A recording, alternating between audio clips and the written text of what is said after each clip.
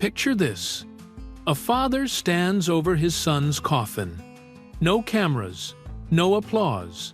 The man who spent 30 years making America laugh can't find a single word. His hands shake. His head bows. Somewhere inside, the last piece of Johnny Carson has just shattered. What happens when the man who comforted a nation can't comfort himself? For decades, he was the voice America trusted before sleep-launching careers, humbling presidents, turning conversation into art. But what if the smile that shaped a nation was never real? This isn't the legend you remember. This is the real Johnny Carson and the cost of surviving as the king of late night. When the body stopped pretending, The Tonight Show demanded everything. 5 nights a week, 6 days of preparation, monologues requiring surgical precision. For 30 years, Johnny Carson fed himself to that machine. And for 30 years, his body absorbed the damage in silence. But bodies keep score. And by the late 1990s, the bill came due. The cigarettes were his slow suicide. Johnny smoked constantly, on camera and off, packs disappearing into lungs that were quietly scarring themselves into failure. Nobody questioned it then. Smoking was glamorous. Ashtrays sat on talk show desks like furniture, but each cigarette was borrowing time he would eventually repay with interest. March 1999. The debt collector arrived. A massive heart attack dropped Johnny without warning. Surgeons opened his chest and found 4 arteries so blocked that blood could barely reach his heart. Quadruple bypass. Hours on the operating table. The most watched man in American history, reduced to a body on life support while doctors decided whether he would see another morning. He survived. But survival came with conditions. Emphysema had already taken root. Years of smoking had transformed his lungs into damaged tissue that would never recover. Each breath would become harder than the last. Each year would steal more capacity. The disease would not kill him quickly. It would kill him slowly, stealing his air inch by inch, until nothing remained. By 2002, emphysema owned him. Walking left him winded. Laughing triggered coughing fits. The voice that had commanded 30 million viewers now struggled to finish sentences. He withdrew from public life entirely, trading the spotlight for his Malibu home, where ocean air was easier on his chest and silence was easier on his soul. The world remembered him forever young in reruns. The world did not see the man shuffling through darkness at 3 in the morning, fighting for breath, wondering if tonight his lungs would finally surrender. But physical decay was not the cruelest blow waiting for him. Bodies can fail and still find reasons to continue. There are losses that break something deeper than flesh. Johnny Carson was about to learn that lesson in the most devastating way imaginable. The night he buried his heart. June 1991. The phone rang in Johnny Carson's home, and on the other end was news that would split his existence into before and after. His son, Richard, 39 years old, had been driving along a road near Morro Bay, California, when his car plunged off the edge. There were no survivors. There was no warning. There was only the sudden, absolute erasure of a life that had once been part of Johnny's own. There is no preparation for the death of a child. Every parent carries a secret terror that they will outlive their children. But the terror is abstract, distant, something that happens to other people in other lives. When it happens to you, the abstraction becomes concrete in ways the mind cannot process. Johnny had 3 sons from his first marriage. He had watched them grow. He had failed them in ways that divorce always fails children. But they were alive. They existed in the world, and now one of them did not. The funeral was private, but those who attended described a man who had been hollowed out. Johnny walked forward with his head bowed, his steps heavy, his eyes carrying a vacancy that no performance could fill. He did not cry in the way people expect grief to look. He did not collapse or scream. His pain was quieter than that, and somehow worse. It was the silence of a man who had run out of words, who had discovered that the wit that had saved him his entire life was useless against this particular enemy. On air, he honored Richard with trembling composure. He spoke about his son with the control of a man who knew that if he let the dam break, he might never put it back together. When a producer signaled him to wrap up the segment, Johnny erupted in fury that shocked everyone in the studio. The mask had cracked. The king of late night had shown the world something it was never supposed to see. A father, destroyed by loss, stripped of the armor that decades of applause had built around him.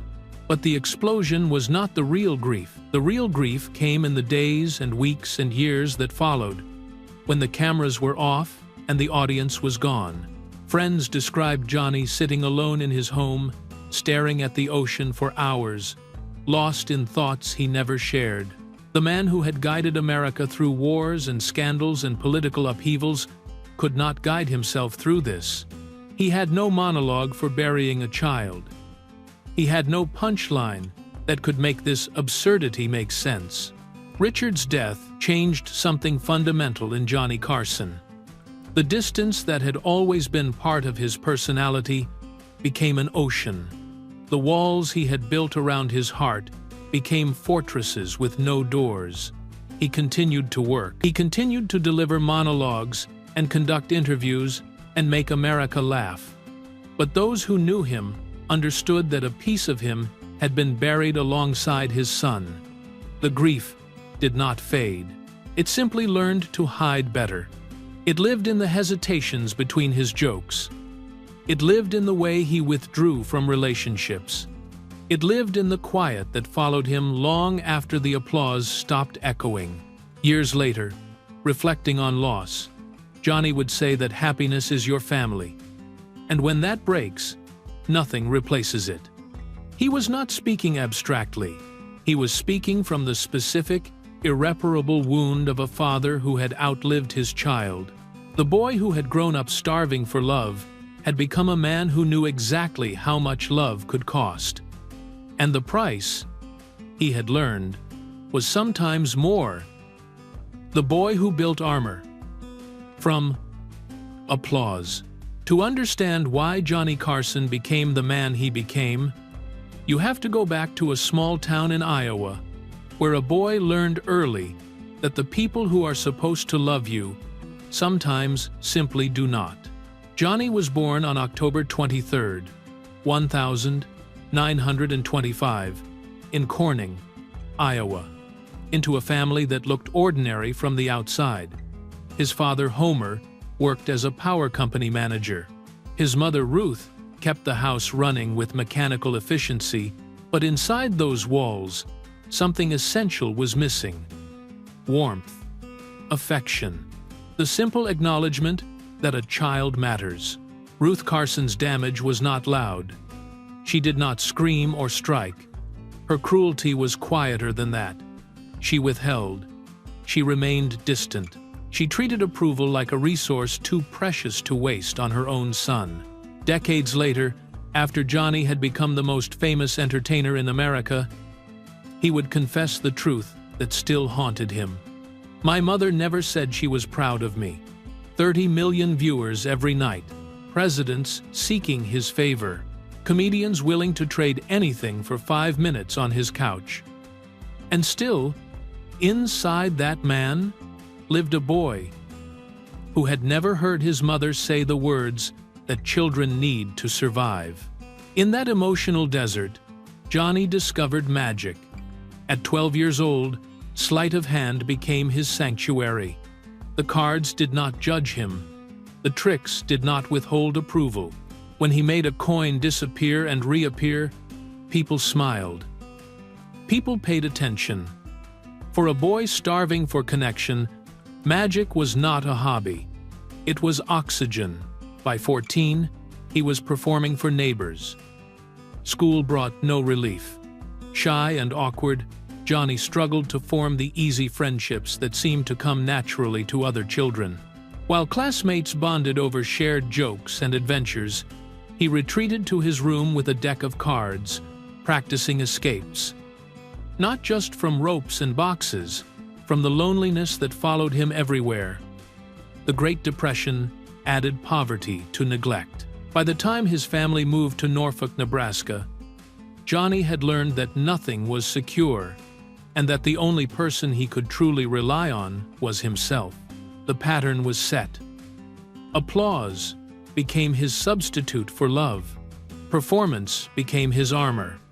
The more the world cheered, the more he needed it, because the cheering filled a void that nothing else could reach. He was building the foundation of a legendary career. He was also building a trap. Because applause fades, and when it faded, the loneliness rushed back in, exactly as hungry as it had always been. The throne and its cost. The road from Norfolk to The Tonight Show was not luck. It was grinding, relentless work that would have broken anyone without Johnny's particular hunger. After serving in the Navy during World War II, he returned to Nebraska and studied speech and drama at the University of Nebraska. Professors doubted him. Classmates overlooked him. But in the college theater, he discovered what would sustain him for the rest of his life. The feeling of an audience leaning forward, waiting for his next word. He started small. Radio in Omaha, a local television show called The Squirrel's Nest. These were invisible stages, barely paying bills, noticed by almost no one. But Johnny treated them like rehearsals for something larger. He practiced monologues until his timing was flawless. He learned to read a room, to sense when a joke was landing and when it was dying. He was building skills that would later seem effortless, and he was building them in obscurity. Hollywood eventually noticed, but not with open arms. Writing for Red Skelton, hosting a short-lived sketch show, casting directors looked at him with uncertainty. Was he leading material or just another Midwestern curiosity? The game show, Who Do You Trust?, answered the question. From 1,957 to 1,962, Johnny hosted 5 days a week, and audiences saw something special. A man who could think on his feet. A man who could turn awkward moments into comedy. A man who made guests comfortable while keeping viewers entertained. The industry began to whisper that this man could hold a stage. In 1962, NBC handed him The Tonight Show. The coronation came with a price: 5 nights a week, millions expecting perfection. Every monologue, a high-wire act without a net. The early years were brutal. Critics attacked. Sketches failed. Hollywood whispered that maybe he was not the right choice. But then came Watergate. Johnny's monologues during that scandal were not just comedy. They were cultural surgery, cutting through chaos with precision that made him essential. The doubters went silent. The king took his throne. But the throne was a trap, disguised as a prize. The schedule consumed him. The pressure never relented. He drank to numb the exhaustion. He smoked to steady his nerves. He gave everything to the audience and had nothing left when he went home. 4 marriages collapsed under the weight of his absence and his inability to be present even when he was physically there. The applause was addictive. The silence that followed was unbearable. And the pattern from childhood repeated endlessly. The more America loved him, the lonelier he felt when the loving stopped. When he finally retired in 1992, America mourned the end of an era. But for Johnny, retirement was not freedom, it was exile. The spotlight that had sustained him for 30 years went dark, and he was left alone with the silence he had spent his entire life running from. He retreated to his Malibu home with Alexis Maas, his fourth wife, who became his final anchor. She was not there for the fame. The fame was over. She was there for the man beneath it, the fragile human being that 30 million viewers had never truly seen. His final years were quiet in ways the public never witnessed. He sailed when his lungs allowed. He read books by the window overlooking the Pacific. He watched the ocean carry the light away each evening, and perhaps wondered what it all had meant. The friends from television's golden age were disappearing one by one. Fred de Cordova, his longtime producer, died in 2001. Others followed. Johnny found himself increasingly alone with memories of a world that no longer existed, a kingdom he had ruled that now belonged to younger hosts and different rhythms. But there was generosity hidden in that solitude. Johnny gave millions to the University of Nebraska, funding scholarships for students who reminded him of the boy he had once been.